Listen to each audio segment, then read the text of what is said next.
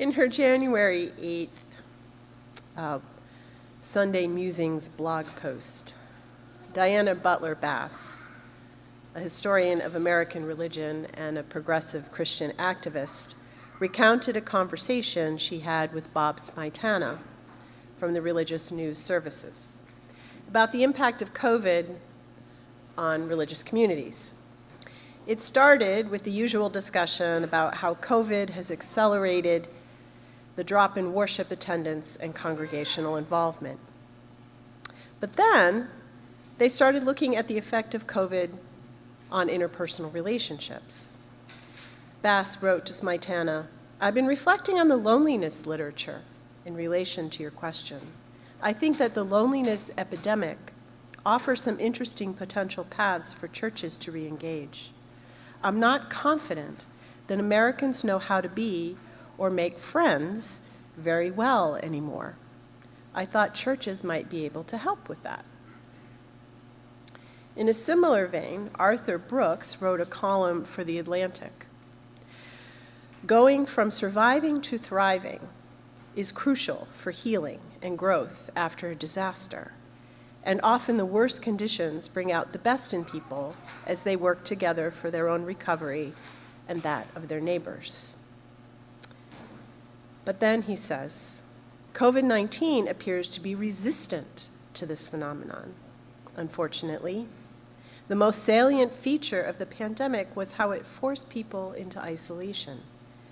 For those fortunate enough not to lose a loved one, the major trauma it created was loneliness. Instead of coming together, emerging evidence suggests that we are midst in a long-term crisis of habitual loneliness, in which relationships were severed and never reestablished.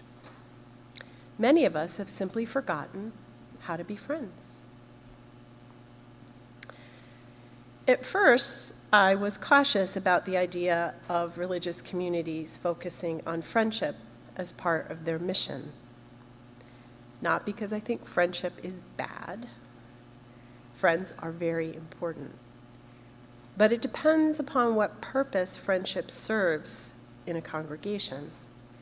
While finding connection, fellowship, and friendship is a wonderful thing, our primary function is not to be a social club where everyone is friends with everyone else in the congregation, because that risks becoming exclusionary if people have to fit in to belong.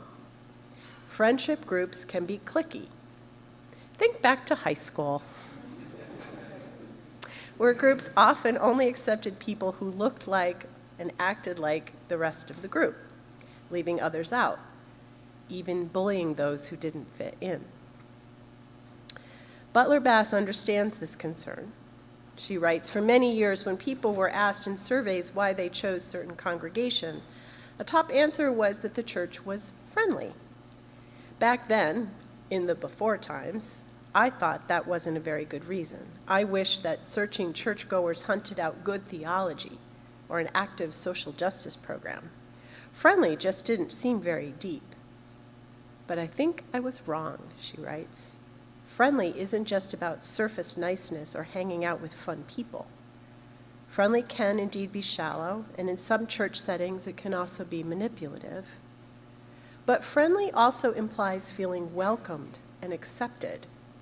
It is the first step of friendship, learning how to be together with others, practicing things like empathy and reconciliation and service in community, habituating rituals that give our lives deeper meaning and strengthening the bonds of loyalty, resilience, and love." That last sentence, strengthening the bonds of loyalty, resilience, and love, that sounds like the practice of covenant to me. I thought too about the Quakers, who refer to all their members and their community as a whole as a society of friends. For the concept of friendship has a long history of sacred understanding going back to ancient times. In the Bible, God creates the first human beings because God wants friends. It's companionship, someone to share this glorious creation. My New Testament professor, Sharon Ringy, taught that the Gospel of John was about friendship as a key component of discipleship, provided, of course, you're not Jewish, but that's a different sermon. Then there's the poetry of Sufi Muslim Rumi, and it's full of beautiful descriptions of the spiritual nature of friendship, be it with the divine or other human beings. A true friend can hold you like God and his universe, he writes in one poem. Friend, our closeness is this: anywhere you put your foot, feel me in the firmness under you. Isn't that a lovely description of friendship? And this one especially apropos in religious community. Stay with friends who support you in these. Talk with them about sacred texts and how you are doing and how they are doing, and keep your practices together. Sacred friendship. An anam cara, or soul friend, was and still is very important in the Celtic tradition. As the Celtic pagan goddess and also Irish saint, British of Kildare noted, anyone without a soul friend is like a body without a head.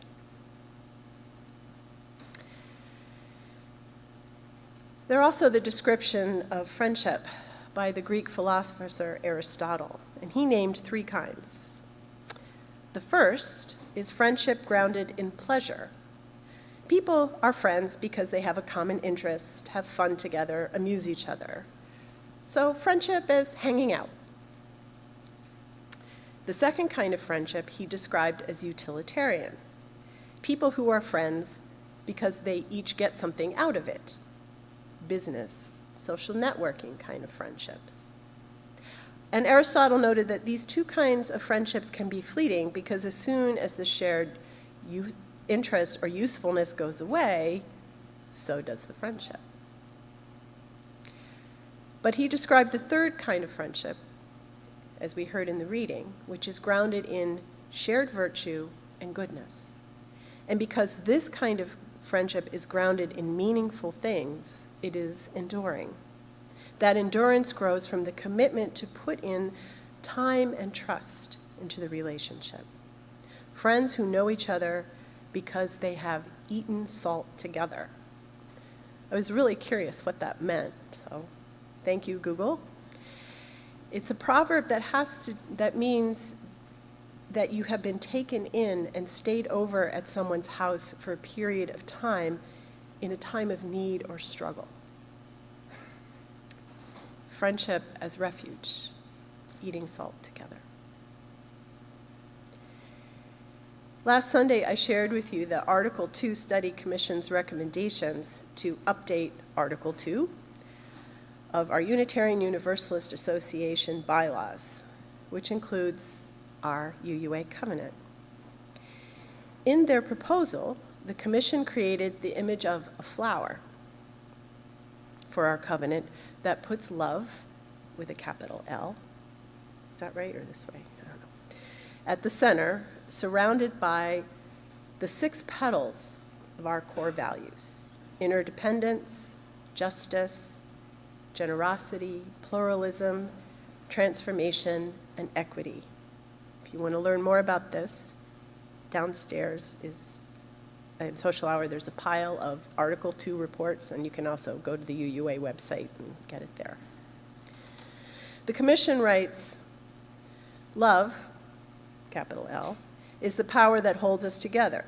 We are accountable to one another for doing the work of living our shared values through the spiritual discipline of love. I agree. And I wonder if we have a shared understanding of what love with a capital L means. Love is one of those words, like friendship, that can mean different things to different people, and as such can set different expectations. Going back to the Greek philosophers who like to number things, I guess, and put things in categories, they defined 6 kinds of love, some of which I imagine are familiar. There's xenia, guest love, or hospitality. Philatia, love for oneself, which has both positive and negative manifestations. Storge, the love between parents and children and family members, or affection. Eros, passionate and intimate love. Philia, love between equals in friendships or in community. And agape, love for all humankind, for all life, for what we hold as sacred. All these different kinds of love undergird different kinds of relationships, and more than one can be present. For example, when I do marriage counseling, I talk with the partners about how eros is not enough to sustain a relationship over the years. They also need storge, the love of affection, and philia, the love between equals. In our congregational life, we too need to practice more than one kind of love.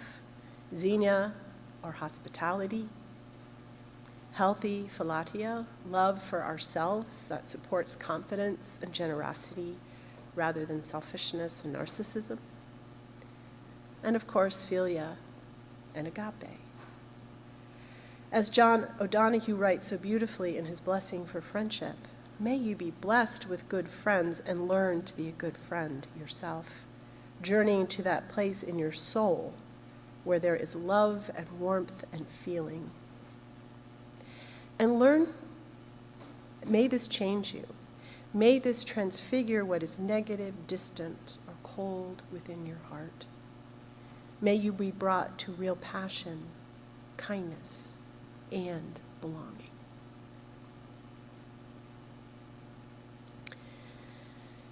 Next month, believe it or not, we will enter our third year in this pandemic. And I know that in many ways, people have moved on, at least in their minds. But the consequences of the isolation, the lack of practice and forgetting of both friendship and friendliness, how to be in community, are very real. Many who work on the front lines, like service industry folks, teachers, healthcare workers, are finding themselves subjected to harassment and abuse at very high levels. People feel freer to act out their grievances, their helplessness, their rage, to be centered on themselves rather than on the concern for their neighbors. Not interested in cultivating a common good.